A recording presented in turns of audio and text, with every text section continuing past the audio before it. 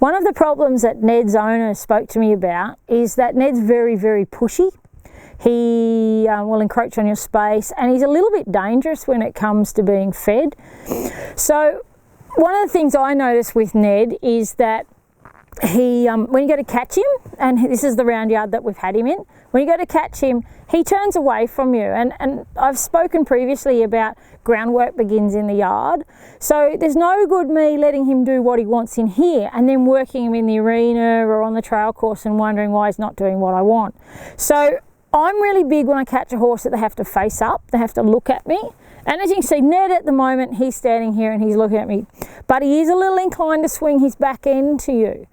And so I'm just going to work on this just quickly. We'll see if he'll face up to us. And I just want to reinforce to him that from the get-go, from my first interaction with him, he has to pay attention to what I want him to do. So I'm just going to ask him to move off. Now, ask your horse to move off at a trot.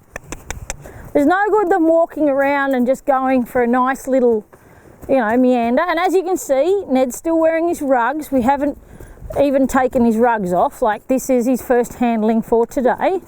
Now what I'm going to do is I'm going to keep stepping forward, okay? I'm pushing him forward. I'm asking him to go forward.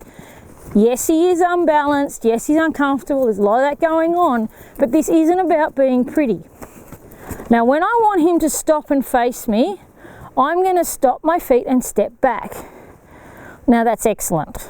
Okay, this is the second day that I have done this with Ned, and already he knows that when I ask him to stop, he should stop. But this is his next little trick, okay? So he goes to move off. When I walk toward him, he goes to move off. So we're going to work on this a little bit. So again, send him forward, ask him to trot. I don't want to go too mad. The yard is a little bit slippery. We had a bit of rain last night. So you can see I'm pushing him forward. Now I'm going to stop, lower my body language, lower my energy, and step away. He faces up. You can see there was a little lick and a chew there. But you can see he's sort of thinking about leaving. He sort of got it in his head that when I stepped toward him, you could see his focus was actually away from me, not at me for a moment. So I'm going to walk up to him. I gave him a minute to think about it and he settled down a bit. And I'm just going to not rush.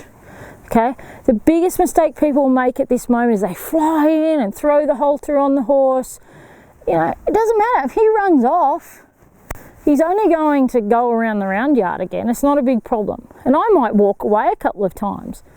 We tend to just rush in and catch horses, and we don't reinforce the fact that this is not a stressful experience. This is just a halter going on. We tend to not reinforce the fact that putting the halter on or putting the bridle on or whatever it is just another part of the process. So you guys can see I've backed away from Ned a few times and he's been really good about it. So I will now put the halter on him. Now I want to make special note of how I put the halter on. I've seen a lot of people recently put rope halters on incorrectly. The idea behind a rope halter is that you have enough rope that you can put the rope around his neck and then put the halter over his nose. Okay, so that's pretty good. Now what would I have done if Ned kept moving away? I'd have just kept repeating the process until he got comfortable with the fact that I could walk up to him and he would want to stand there. He wouldn't want to run away from me. I could walk up to him and he would want to stand there. And that's what we're looking for. As you can see now, he's happy.